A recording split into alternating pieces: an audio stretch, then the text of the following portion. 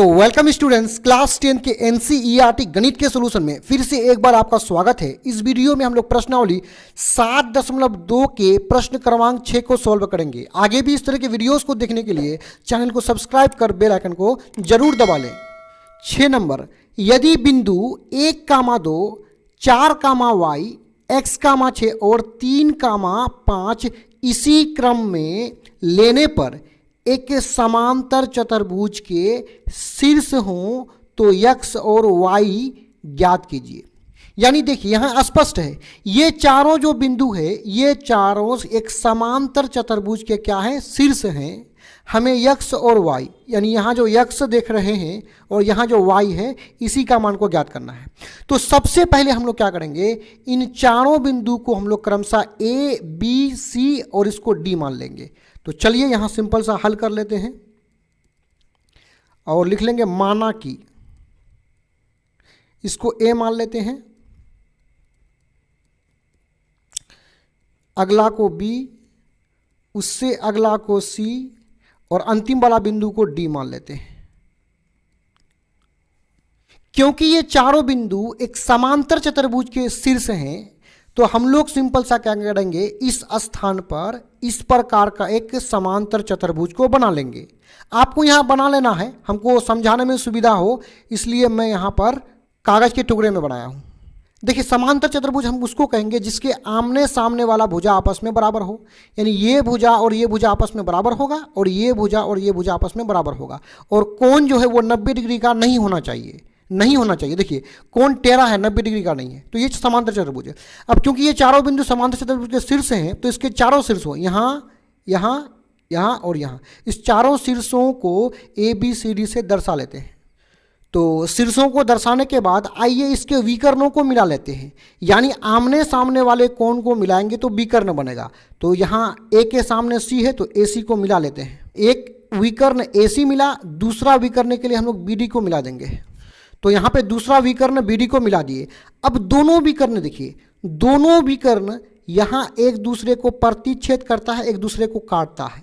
तो जहाँ प्रतिच्छेद करता है इस प्रतिच्छेद बिंदु को हम लोग यम मान लेंगे। अब किसी भी समांतर चतुर्भुज में क्या होता है कि दोनों विकर्ण जहाँ प्रतिच्छेद करता है ना, परस्पर समद्विभाजित हो जाता है। मतलब ये हुआ कि AC की यदि बात करें तो AC बिंदु यम पर परस्पर समद्विभाजित हो चुका है। यानी यहाँ से यहाँ तक की दूरी यानी AM और MC दोनों आपस में क्या हो जाएगा, बराबर। यानी ये दूरी और ये दूरी आपस में बराबर। उसी प्रकार इस विकर्ण की बात करें तो BM यानी ये दूरी है, ये दूरी और MD ये दूरी दोनों आपस में क्या हो जाएगा, बराबर हो जाएगा। तो सबसे पहले हम लोग क्या करेंगे, क्योंकि दोनों विकर्ण AC और BD का प्रतिच्छेद बिंदु को हमने क्या माना है, यम माना है, तो उसी बात को लिख लेंगे। और माना कि एक बार लिख चुके हैं तो दोबारा नहीं लिखेंगे कि दोनों विकर्ण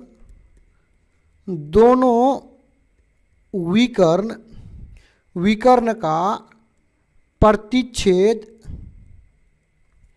दोनों विकर्ण जो है परस्पर होगा, परस्पर बिंदु यम पर क्या हो जाता है, बिंदु यम पर समद्विभाजित हो जाता है।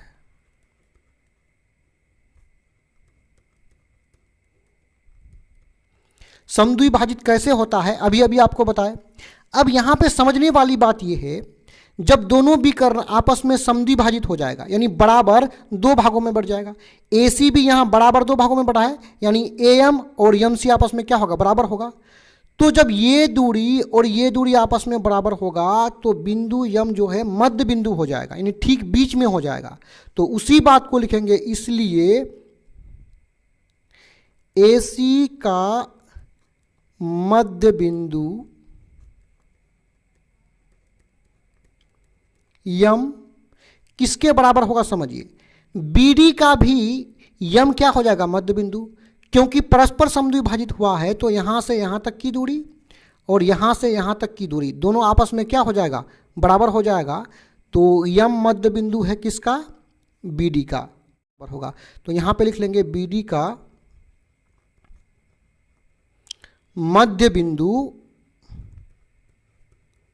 यम। यानी AC का मध्य बिंदु यम और BD का मध्य बिंदु यम दोनों आपस में बराबर होगा। क्यों दोनों आपस में बराबर होगा? क्योंकि दोनों परिस्थिति में बिंदु यम एक ही स्थान पर है, इसी स्थान पर है। अब देखिए, अब यहां पे हम लोग सूत्र का प्रयोग कर लेंगे। देखिए, हम सिंपल सा क्या करेंगे, ये जो बिंदु यम, ये मध्य बिंदु यम है ना, इसका निर्देशांक को लिखेंगे। यहां पे बिंदु यम मध्य बिंदु किसके लिए? AC के लिए। और इस तरफ जो है बिंदु यम जो मध्य बिंदु है किसके लिए है? BD के लिए। तो हम लोग मध्य बिंदु के सूत्र का प्रयोग कर लेंगे। तो उससे पहले आइए मध्य बिंदु का सूत्र क्या होता है उसको समझिए। देखिए, पहला बिंदु x1 y1 यहां हो, दूसरा x2 y2 यहां पर हो, ठीक है, दोनों तरफ दोनों बिंदु हो और ये बिंदु ठीक बीच में हो, तो इसके x के मान को निकालने के लिए इस सूत्र का प्रयोग करेंगे। यानी x1 प्लस x2 बटे 2, यानी पहला बिंदु का पहला मान और दूसरा बिंदु का पहला मान, दोनों पहला मान को जोड़ करके 2 से भाग लगा लेंगे और y का मान निकालने के लिए इस सूत्र का प्रयोग करेंगे। यानी y बराबर y1 प्लस y2 बटे 2, यानी पहला बिंदु का दूसरा मान, दूसरा बिंदु का दूसरा मान, यानी दूसरा मान को जोड़ करके जो है 2 से भाग लगा देंगे।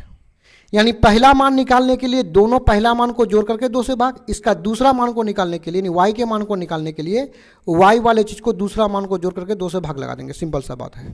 तो चलिए यहाँ पे बिंदु यम के निर्देशांक को लिख लेते हैं। तो सिंपल सा लिखेंगे यम। देखिए, इस यम के निर्देशांक को हम लोग एक साथ भी लिख सकते हैं।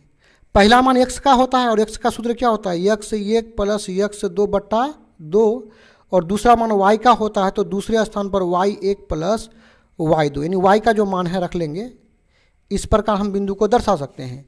तो यहाँ पे मध्य बिंदु AC के लिए है, तो इसमें देखिए ये x1 y1 हो जाएगा, ये x2 y2 हो जाएगा।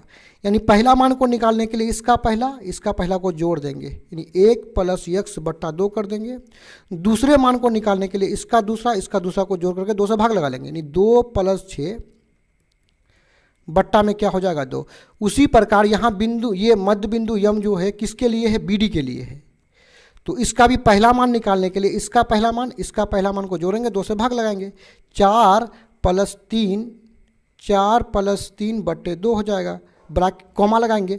y प्लस कितना हो जाएगा? 5, दूसरा मान को जोड़ेंगे, y प्लस 5 बट्टे 2। सोल्व करेंगे ना, x और y का मान हमें निकल जाएगा। सिंपल सा यम करेंगे, यहाँ पे कितना है? 1 प्लस x बट्टे 2, 2 प्लस 6 8 बट्टे 2 बराबर करेंगे यहाँ यम। 4 प्लस 3 कितना हो जाएगा? 7, y प्लस 5 बटे 2। अब यहाँ सिंपल सा कट रहा है, देखिए 4 दूना 8, तो यम हो जाएगा 1 प्लस x बट्टे 2 कामा कितना है? 4 है, और उसी प्रकार यम 7 बट्टे 2 y प्लस 5 बटे 2। देखिए, जब दोनों बिंदु आपस में समान हो, बराबर हो, यानी दो बिंदु के बीच बराबर का चिन्ह हो, तो पहला बिंदु का जो पहला मान है दूसरा बिंदु के पहले मान के बराबर होता है और दूसरा मान दूसरे मान के बराबर होता है। इसका मतलब ये हुआ कि ये दोनों बिंदु आपस में बराबर है, इसलिए तो इसका पहला मान इस बिंदु के पहला मान के बराबर होगा, 7/2 के बराबर होगा। अब दोनों बिंदु के नीचे 2 है, तो ये दोनों 2 आपस में कट के समाप्त हो जाएगा। अब यहाँ बचा 1 प्लस x बराबर में कितना है? 7 है। अब आइए इसको आगे बढ़ाते हैं, x बराबर हो जाएगा 7, ये को हम बराबर के इस तरफ लेंगे तो -1 हो जाएगा, x बराबर 7 से 1 घटेगा तो 6 हो जाएगा। अब इसी बिंदु में देखेंगे कि इसका जो दूसरा मान है, इसलिए दूसरा मान जो 4 है वो किसके बराबर हो जाएगा? इसके दूसरे मान के बराबर हो जाएगा, y प्लस 5/2 के बराबर हो जाएगा। 2 यहाँ पे 2 को 4 से गुना करेंगे तो कितना हो जाएगा? 8, और यहाँ इस तरफ क्या बचेगा ऊपर वाला? y plus 5। अब सिंपल सा इधर 5 है, इधर 8 है, और 5 को इस तरफ करेंगे तो -5 हो जाएगा, और बराबर में इधर क्या बचा? केवल y बचा। अब देखिए 8 से 5 घटेगा तो 3 बचेगा, और बराबर में कितना है? y है। इसको आगे बढ़ाएंगे, y को इस तरफ करेंगे, बीच में बराबर देंगे और 3 को इस तरफ कर लेंगे।